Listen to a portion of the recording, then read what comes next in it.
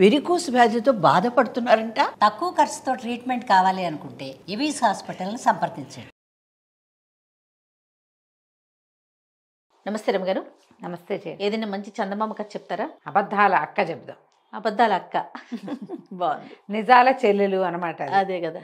పూర్వం అట మణిపురం రాజ్యానికి యువరాజు విజయుడు, మంత్రి కుమారుడు మహేంద్రుడు, వీళ్ళిద్దరూ మంచి ఫ్రెండ్స్ అట. అయితే వీళ్ళు ఏం చేశారు, ఒకరోజు వేటకు వచ్చారు. కుర్రాళ్ళు కాబట్టి మామూలు రాజుగారి వేటకు వస్తే ఏమంతో గుంపుతో బయలుదేరుతారు, పెద్ద ఉంటారు కదా. ఇక ఈ మంది మార్బలాలు ఏం లేవు, వాళ్ళిద్దరే బయలుదేరారు, ఒకళ్ళకొకళ్ళు తోడు. అయితే ఈ వేట తమకంలో పడి వాళ్ళు చీకటి పడింది, తర్వాత ఏమో దారి తప్పిపోయారు, చూసుకోలేదు. ఇక తిరగ్గా నీళ్ళు ఎక్కడ ఉంటాయి, నీటి ఇవక ఎక్కడుంది, వీటి వేటగాళ్ళు వెనకాల వస్తే ఒక్కొక్కడు చూస్తాడు, అక్కడ నీళ్లు ఉన్నాయి ఇక్కడ నీళ్లు ఉన్నాయని చెట్టెక్కి. వీళ్ళు ఉన్నదే లింగులు ఇటుకు ఇద్దరు. దాహం వేసేస్తోంది, ఆ నీళ్ళకి ప్రయత్నం ఎట్టా చేయాలో తెలియలే. ఇద్దరు కలిసే వెతుక్కుందాం, మళ్ళీ దారి తప్పితే ఇంటికి వెళ్ళలేమని ఇద్దరు కలిసి తిరగటం మొదలెట్టారు. అడవిని బడి తిరిగితే వాళ్ళకి ఒక పాడుపడిన దేవాలయం కనపడింది. పాతగా ఉంది, ఎవ్వరు లేరు అక్కడ. దగ్గరికి వెళ్తే వీళ్ళకి లోపల మనుషులున్న సందడి వినపడుతుంది. ఎవరో మనుషులు మాట్లాడుతున్నట్టు, గజ్జలు గాజులు వాటి గలగల. తలుపు కొట్టారు. తలుపు కొడితే తలుపు తీశారు. ఎవరో తీరా చూస్తే ఓ ఇద్దరు అమ్మాయిలు ఉన్నారు అక్కడ. చక్కగా అందంగా చిలకల్లా ఉన్నారు, వయసులో ఉన్న అమ్మాయిలు. పాత మాసిపోయిన బట్టలు వేసుకుని ఉన్నారు. ఆశ్చర్యపోయారు. ఎవరు ఏమిటి అని కనుక్కుంటే వీళ్ళు చెప్పారు, నేను రాజకుమారుని విజయుడిని, ఇతను మా మంత్రి గారి అబ్బాయి మహేంద్రుడు. అడవిలో దారి తెప్పాం, కాసిన మంచినీళ్ళు కావాలి అని అడిగేసరికల్లా సరే అమ్మాయిలు ఇద్దరు లోపలికి వెళ్ళారు. పెద్ద పెద్ద జడలు వాళ్ళు చక్కగా ఉన్నారు. లోపలికి వెళ్ళి కాసిన అడవి పళ్ళు ఏవో పట్టుకొచ్చారు. తేనె తెచ్చారు కొద్దిగా ఒక కప్పుతోటి. తర్వాత 2 చెంబులు మంచినీళ్ళు పట్టుకొచ్చారు, మట్టి పెడతలతోటి తెచ్చారు. వీళ్ళిద్దరూ మంచినీళ్ళు తాగి ఆ 2 పళ్ళు నోట్లో వేసుకుని తేనె కాస్త పుచ్చుకునేసరికి ఓపిక వచ్చింది. మధ్యాహ్నం నుంచి ఎండను బట్టి తిరుగుతున్నారు కదా.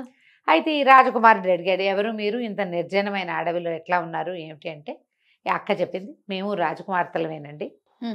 మరి ఒక రాక్షసి, ఒక ఆవిడ ఒక రాక్షసుడి కోసం పెళ్లి సంబంధాల కోసం వచ్చి మమ్మల్ని ఇద్దరిని ఎత్తుకుపోయింది, తీసుకొచ్చేసింది. మా నాన్న ఎంత బతిమలాడిన ఆవిడ వదలలేదు.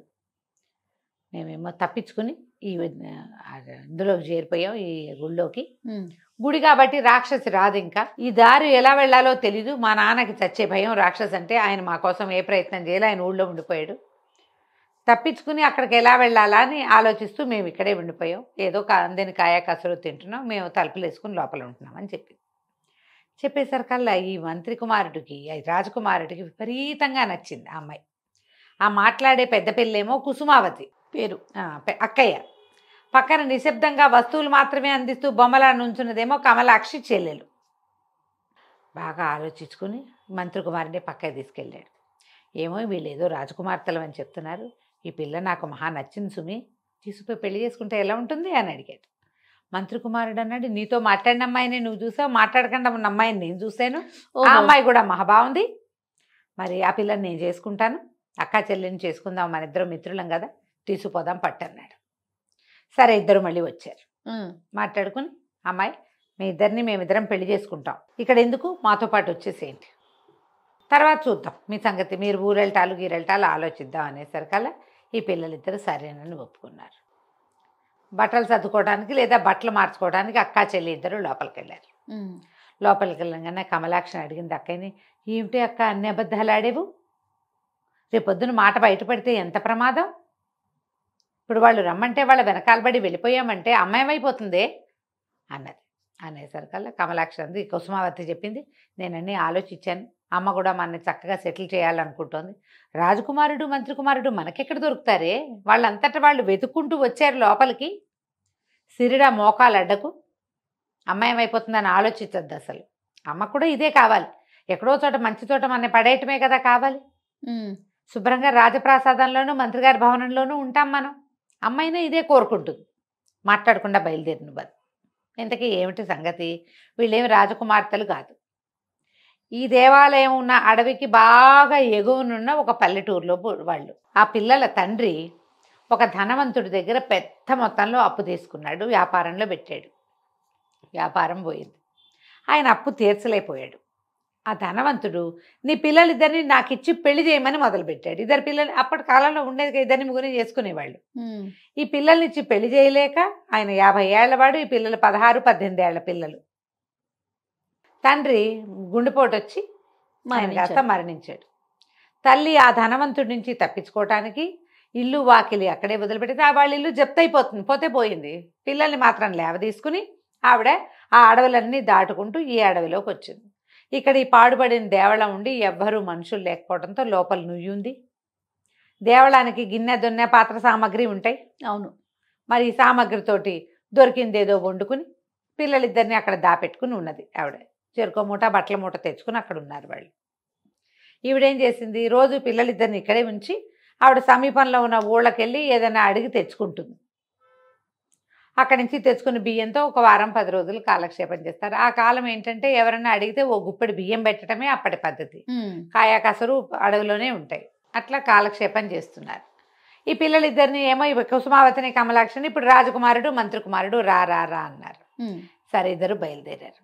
ఈ చిన్నపిల్ల ఏం చేసింది, అమ్మకి తెలియకుండా అయిపోతుందని ఒక పాత ఓణి ఒకటి ఉంటే దాన్ని చింపి చిన్న చిన్న తుంపులు చేసి పెట్టుకుంది. ఇంత పీలికల్లాగా చేసింది. మంత్రి కుమారుడేమో గుర్రం ఎక్కింది కమలాక్షి, రాజకుమారుడి గుర్రం ఎక్కింది కుసుమావతి. ఆ గుర్రం ఎక్కి వెళ్తూ ఈ పిల్ల ఏం చేసింది, తను తెచ్చుకున్న సంచులోంచి ఒక్కొక్క గుడ్డ ముక్క లైన్గా వేసింది. ఇద్దరు భవనాలకు చేరారు. రాజుగారు మంత్రి గారు వేరే ఏదో వ్యవహారం మీద ఊళ్ళో లేరు. పెద్దమ్మాయిని రాజప్రాసాదంలోకి, చిన్నమ్మాయిని మంత్రి గారి భవనంలోకి బట్వాడా చేశారు. చీకటి పడేసరికి మర్నాడు పొద్దుటకో ఈ ముసలావిడ ఇంటికి వచ్చింది. పిల్లలిద్దరూ కనపడలే ఈ గుళ్ళో. అయితే ఏమయ్యారని అటు ఇటు చూస్తే ఈ గుడ్డ పిల్లకలు కనపడ్డాయి. ముందు భయం వేసింది, ఓణి చిరిగిపోయిందా పిల్లది, ఏదైనా ప్రమాదం ఎదురైందని. తర్వాత తెలిసింది అవి ఒక లైన్ ప్రకారం వేయబడి ఉన్నట్టుగా కనపడుతోంది. ఆ గుడ్డ పుచ్చుకు నడిస్తే ఇంకో ముక్క కనపడింది, మళ్ళీ అది పుచ్చుకు నడిస్తే ఇంకో ముక్క. అది నగరం వైపుకి దారి తీస్తుంది. ఓహో, పిల్లలు తాము వెళ్ళిన దారి మనకు తెలియజేశారు, చూద్దామని ఆవిడ దారి పుచ్చుకుని ఊళ్ళోకి వచ్చేసారు కల్లా రాజుగారి భవనం దాకా. రాజుగారి భవనం మంత్రి గారి భవనం పక్క పక్కన ఉండే. వాటి ఎదురుగుండా నిలబడి చూస్తోంది అటు ఇటు ఆవిడ, ఎట్లా కనుక్కోవటం అని. ఇంతలో ఏమైంది, ఈ రాజుగారి భవనంలో చేరి ఉన్న కుసుమావతి కిటికీలోంచి తల్లిని చూసింది. చూసి ఒక పని మనిషిని, ఒక సేవకురాలను పిలిచి ఆవిడని పంపించేసి ఇక్కడి నుంచి. ఆవిడ అడుగుతుంది, మాకు తన కూతుళ్ళని అదని మాట్లాడద్దు, పంపించి అవతలకి అనేసరికి ఆ అమ్మాయి వెళ్ళి, ఏమిటమ్మా ఇక్కడ నుంచున్నావు, పద ఇక్కడ నుంచోకూడదు, అట్లా వెళ్ళిపోవని కేకలేసింది. ఆవిడ అవతలకి వెళ్తుంటే మంత్రి గారి భవనం మీద మేడ మీదకి వచ్చిన కమలాక్షి తల్లి గురించి ఆలోచిస్తోంది. అమ్మ ఏమైపోతుందో, వెతుకుందో లేదో, తెలిసిందో లేదో, అర్థమైందో లేదో అని. కిటికీలోంచి చూసేసరికి తల్లి కనపడింది. ఆవిడ నడిచి వెళ్ళిపోతుంది.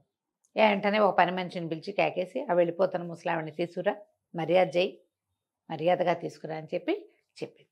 పని మనిషి వెళ్ళి పరిగెత్తుకుంటూ వెళ్ళింది. అమ్మ బిల్డింగ్లో మంత్రి గారికి కాబోయే పెళ్లి కూతురు మిమ్మల్ని రమ్మంటోంది, రండి అని తీసుకెళ్ళింది. ఆ పెళ్లి కూతురు ఎవరో ఈవిడికి తెలియదు. పైకి వచ్చి చూసేసరికి కమలాక్షి చిన్న కూతురు కనపడంగానే తల్లి పిల్ల కావలించుకున్నారు. సరే ఆవిడ ఏమంది, ఈ అమ్మాయి ఏం చేసింది, చక్కగా ఒక పూట గడిచిందిగా, అందరు అలవాటు అయ్యారు. ఈ అమ్మాయి కాబోయే పెళ్లి కూతురు అని వాళ్ళకి తెలుసు. ఈవిడికేమో శుభ్రంగా అన్నం పెట్టించి తన గదిలోకి తెప్పించి తల్లికి, అమ్మాయి ఇంత దూరం నడిచి వచ్చావు, అది మంచం మీద పడుకో అని తన తలపం పక్కన చిన్న మంచం ఉంటే ఆ మంచం వేయించి ఆవిడని అక్కడ పడుకోబెట్టి. సాయంత్రానికి మంత్రి గారి కుమారుడు వచ్చాడు. గదిలోకి వచ్చాడు కానీ ఆ మంచం మీద పడుకున్న ఆవిడ పేరు ఎత్తల అతను. ఈ అమ్మాయి చెప్దామనుకుంది. తల్లికి చెప్పింది. అక్క ఏమో ఇట్లా అంటోందమ్మా అంటే తల్లి అంది, వద్దమ్మా ఏమీ చెప్పద్దు, ఎలా జరుగుతుందో అట్లా జరగని.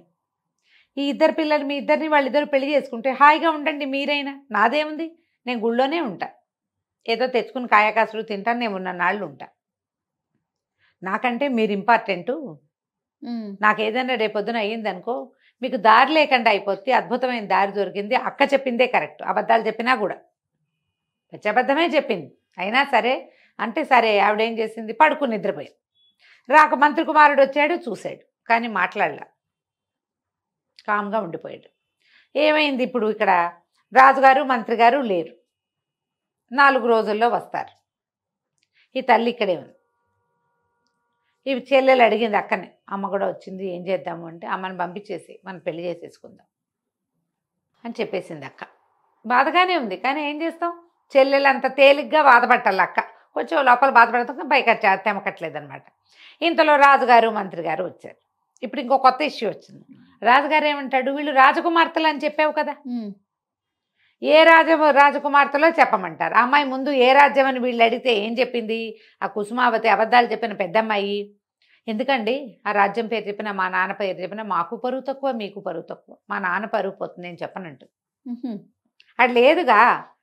ఈ రాజుగారు వచ్చాక రాజుగారు ఏమన్నాడు, ఇక పరువు పోయేదేముంది, మనం పెళ్లి చేసుకుంటున్నాం కదా, ఎట్లాగూ అమ్మాయిని రాజు పేరు రాజ్యం పేరు చెప్పమని, పిల్లలు అక్కడ పంపిద్దాం, తర్వాత మనం తరలి వెళ్ళి పెళ్లి చేసుకుందాం. ఆడపిల్లల్ని మన ఇంటికి తెచ్చుకు పెళ్లి చేసుకుంటే మర్యాద కాదు, వాళ్ళ ఇంటికి సగౌరవంగా 100 మంది సైనికుల్ని ఇచ్చి 4 పల్లకీలు ఇచ్చి పంపుదాం అనేసరికి మళ్ళీ వచ్చారు. మంత్రి రాజుగారు అబ్బాయి వచ్చి, మీ ఊరేమిటి, మీ నాన్నగారి పేరేమిటి, మా నాన్నగారు ఒప్పుకోవట్లేదు చెప్పాలన్నాడు. ఏమై బాగా ఆలోచించి, మా ఊరేమో మందారపురం, మా నాన్నగారి పేరు మనవాళ్ళుడు అని చెప్పేసింది. ఏదో పేరు చెప్పేసింది, మందారపురం అనేది సరే అయ్యింది. అక్కడ ఉంది అది, ఏదో లేదు, ఊరే లేదు. తర్వాత మళ్ళీ మంత్రి గారి కుమారుడు కమలాక్షిని చూడడానికి వచ్చాడు. వస్తే చెప్పాడు, మిమ్మల్ని అక్కడికి పంపిద్దాం అనుకుంటున్నాం, మీ ఊరు మరి మీ రాజ్యం ఏ వైపు ఉందో చెప్తావా అన్నాడు. అనగానే ఆ పిల్ల గబుక్కును గలవల ఏడిచేసింది. మందారపురం లేదు, మనవాళ్ళు లేడు, మాది మేము అసలు రాజ కన్యలమే కాదండి, మా అక్క మమ్మల్ని క్షమించండి, మా అక్కయ్య అబద్ధం చెప్పింది, ఏ రాజ్యము లేదు, మేము పల్లెటూరు వాళ్ళం, చదువుకున్నాం అంతే, కాస్త 4 ముక్కలు, గుళ్ళో రకరకాల పుస్తకాలు ఉంటే అవి కూడా చదువుకుని మంచి భాష పట్టుబడింది మాకు, అంతకాలంగా అక్కడే ఉన్నాము, మమ్మల్ని పంపించేసేయండి, మా దారిని మేము వెళ్ళిపోవచ్చు, కానీ దారి తప్పుతామని భయంగా ఉంది, గుడి దగ్గర దింపేసేయండి మమ్మల్ని అనేసరిగా నవ్వాడు మహేంద్రుడు పక్కపక్క. మీరు అబద్ధం చెప్పారని నాకు మొదటి రోజునే తెలుసు, కుమారుడు విపరీతమైన ప్రేమలో పడ్డాడు మీ అక్కయ్యతోటి, ఆ అమ్మాయి అబద్ధం చెప్తుంటే నీ మొహం చూసినప్పుడే నాకు తెలిసింది అది నీకు నచ్చలేదని.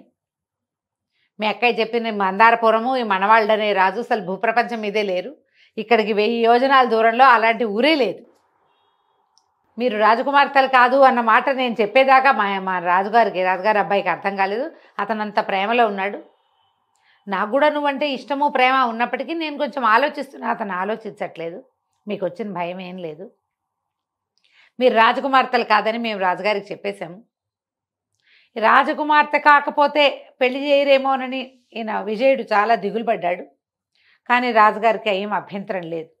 ఆయన కొడుకును ఓదార్చి, నీకు మామూలు పెళ్ళి అయినా సరే పర్వాలేదు, నీకు నచ్చటమే కావాలన్నారు, కాబట్టి మన పెళ్ళికి వచ్చిన ఢోకా ఏం లేదు, మీ అబద్ధాలు ఆడటం సరిగ్గా చేతకాని మీ అక్క, అసలు అబద్ధాలే ఆడలేని నువ్వు, ఇద్దరు మాతో పాటే ఉండొచ్చు హాయిగా అని చెప్పాడు. తర్వాత రాజుగారు వచ్చి ఈ ఆడపిల్లలిద్దరిని ఆశీర్వదించి చక్కగా అంగరంగ వైభవంగా రాజుగారి అబ్బాయికి కమల అమ్మాయిని, పెద్ద అమ్మాయిని కుసుమావతిని, చిన్న మంత్రి గారి అబ్బాయికి ఏమో కమలాక్షిని ఇచ్చి చక్కగా పెళ్లి చేశారు. వాళ్ళ అమ్మని కూడా ఇక ఊరు పంపల, ఆ దేవాలయానికి నువ్వు వెళ్ళక్కర్లేదు, హాయిగా మాతో ఉండమన్నారు. అయితే అడవిలో పురాతనంగా ఉన్న ఆ పెద్ద దేవాలయాన్ని మళ్ళీ వీళ్ళు ఏం చేశారంటే రాజుగారి అబ్బాయి మంత్రి గారి అబ్బాయి ఇద్దరు కలిసి చక్కగా బాగు చేసి పురాతనమైన మందిరాన్ని ఇక్కడి నుంచి రాజ్యం నుంచి చక్కగా రథం వేసుకుని అక్కడికి వెళ్ళేలాంటి ఏర్పాట్లు చేశారు. పురాతన దేవాలయం, దాన్ని వదిలిపెట్టుకోకూడదు, దానివల్లే మనకి పెళ్ళిళ్ళనే మంచి భార్యలు దొరికారని ఆ దైవాన్ని కూడా చక్కగా ఆరాధించుకుంటూ సుఖంగా ఉన్నారు. కథ కంచికి మనం ఇంటికి. నమస్తే రమ్మగారు. నమస్తే.